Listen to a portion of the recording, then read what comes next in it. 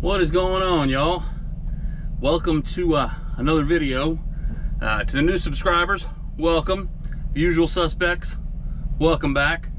I've gone over how to make this video about 50 times, but you know, I know what I'm supposed to do is like divide this up and drag it out to create content, but let's be honest, this channel is what this channel is. But you guys have been with me, most of you, since the beginning, so I figured, you know what, just put the video together. Hopefully it makes sense. So there is a trend in trucking right now, and I kind of have to say, after this past week, I'm really starting to get it. But I got my load, I delivered it last Monday. It's now Monday. And she said, hey, I got a load for you. Okay. $1,000 for 250 miles, weighs 10,000 pounds, and it was 3 miles from where I was dropping off my nuts. That's what it was. I was dropping off my planter's nuts on Monday. I used to think you were crazy. I know. But now I can see your nuts.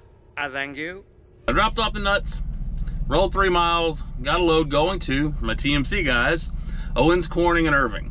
I've been there before. I know the place. I like the place. I have no problem. So I drove it down, got there, got within parking distance anyway, Monday night, got up Tuesday, rolled in and delivered. Now, the thing about Owens Corning is it's so busy they don't have parking. You kind of got to get in and get out. So I got out, I drove, I went to a truck stop, the closest one. It was tiny, it was full, kind of sat on the fuel island. I got in line, I didn't take a 30-minute break. And I said, what's going on? She said, freight's rough, which we've been hearing. So I said, you know what? I'm going to roll to the truck stop by the house. I'm in Irving, I'm in Dallas, I'm by the house. Let me know if you find something.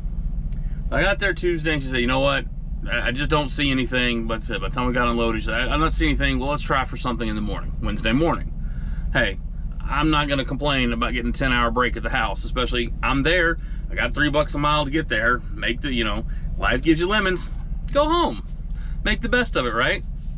We got up Wednesday. She said, I'm not seeing a lot. She goes, she started giving me a couple loads, but they were all kind of going to Nowheresville, Louisiana. And a couple of them were even overnights. And I was like, well, if I delivered overnight to Thursday morning, then I take my 10-hour break, how am I gonna get home Friday? Because my daughter had prom on Saturday, you know, one of those where I gotta be home. Family first. She goes, no, I get it. And I said, so here's what we're gonna do. How about this? I'm just gonna stay at the house. Find me a load Friday that I can pick up on Friday. I'll go back, park at the house, and I'll leave with it on Sunday. You know, I've been home, I've taken some extra home time. I actually said I've done 4 days at the house, basically, including Saturday. So I'll just leave with it Sunday. She said, no problem. She got me this load that I'm on, that I just finished. I picked it up Friday, went back to the house, left Sunday, delivered it just outside of Atlanta. 4.5 hours to go 81 miles. Thanks, Atlanta. You just got jammed. But here's the thing about trucking. Trucking is very simple. This is not, we're not doing quadratic equations here. This is a very simple job. I didn't say it was easy, because with everything going on, so here's the thing. You can be the best truck driver out there.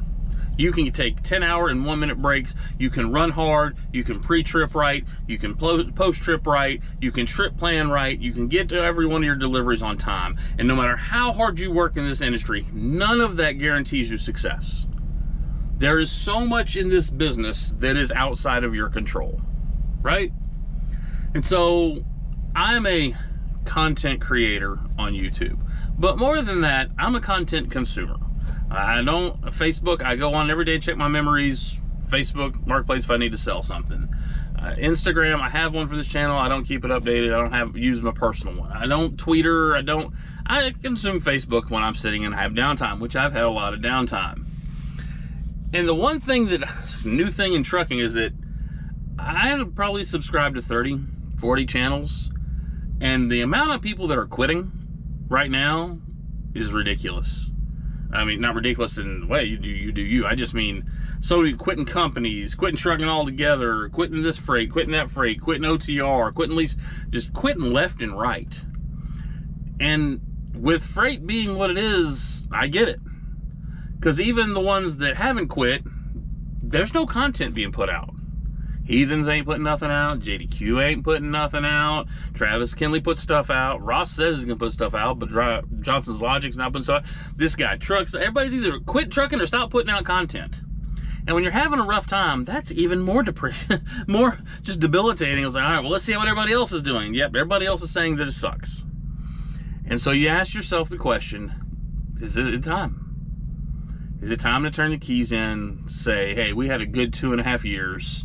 The market was great, but the market's gone to crap. It's not getting better. Rates are down. I'm waiting again till tomorrow for a load. Now, that was a mess up on where I was delivering, because again, I did everything I was supposed to. My company did everything they were supposed to. I was where I was supposed to be when I was supposed to be there. Simple, but I can't control that they couldn't find the load number and that they weren't going to unload me because they claimed I didn't have an appointment, even though it was a company transfer. You're going to deal with that out here.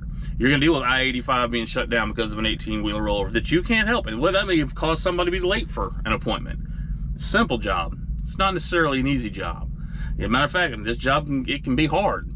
But it's as hard as you make it. But that's what she said. No time. But she did. No time. It's the things you can't control. And a lot of guys they're just hitting the eject button. And I would be lying to you if I said I didn't think about it. But I don't know what this future holds. I don't know how bad how much worse this is going to get. I don't know how much longer I can sustain it just from a mental well-being. It is rough sitting all the time and picking which crappy load you want to take. Now, my crappy loads are still pretty good. I mean, $3 a mile, $2.80 a mile. You know, I'm still getting some good rate, but not when you're used to having multiple $3.50 a mile. And now, as you got one load, and I'm talking about dispatch, like, what about this load? Heck yeah! Oh no, it's gone. What about it's gone? The good ones, they go quick. And so, I get why people are hanging it up, but here's what I know for sure. There are 2 ways that you can screw this up out here. And the most obvious one is to quit.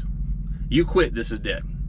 I could quit tomorrow. I got a bachelor's degree. My wife has a master's degree. We got money, everything saved up. I could go get a job tomorrow. But my dream of truck company ownership would be gone. Be dead. Oh, you could always start it back. No, once you give up, you're pretty much done.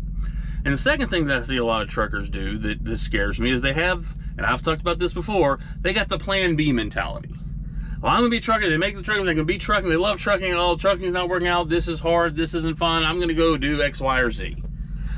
And then, but I can always go back to trucking, right? And no. Once you mentally divorce yourself from something, you can try coming back. I look at like trucker dude Brent. I mean, that dude, I think he's worked at more companies than I have. But he hadn't quit. He hadn't stopped moving forward. He just, and especially in a market like this, you just got to make progress. Because, I mean, I've looked back at my videos, and if I'm not mistaken, I've never told you this is what you have to do. Because you can do everything right and still fail. Matter of fact, if you try enough things, you're going to fail at enough things. But you're definitely going to fail if you quit.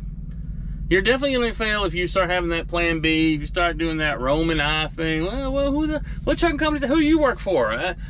You're setting yourself up for failure. So, should I get out of trucking? Maybe, but I can't. I can't right now. Yeah, if somebody wants to offer me loads of cash to be home every night and work from, 8 to 5 with a 2-hour lunch, hey, hook me up. I got the email in the description, but I can't quit right now. I can tell you that this job is not easy. I can tell you that it is only being made less easier-ish by everything that's going on.